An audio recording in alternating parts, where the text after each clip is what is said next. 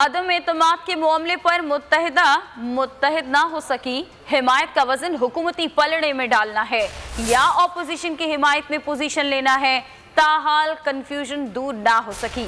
जराए ये बता रहे हैं कि एमक्यूएम पाकिस्तान के रहनुमा आपस में ही मुत्तफिक नहीं है, एक धड़ा अपोजिशन के साथ जाना चाहता है तो दूसरा पीटीआई का हामी है। जराए ये भी बता रहे हैं कि वजीर आजम की आमद के बाद से इख्तलाफात में इजाफा हुआ, अदम एतमाद और अपोजिशन का साथ इख्तलाफात की वजह बनने लगी है। अदम एतमाद के मामले पर मुत्तहिद नहीं हो सकी है और हिमायत का वज़न जो है वो हुकूमती पलड़े में डालना है या अपोजिशन में हिमायत में पोजीशन लेगी, ताहाल मुत्तहिदा कन्फ्यूजन का शिकार है। और ज़राए ये बता रहे हैं कि एमक्यूएम पाकिस्तान के रहनुमा आपस में ही एक दूसरे से मुत्तफिक नहीं है, एक धड़ा अपोजिशन के साथ जाना चाहता है तो दूसरा पीटीआई का हामी है। और ज़राए ये भी बता रहे हैं कि ये इख्तलाफात वज़ीर आज़म की आमद के बाद हुए हैं।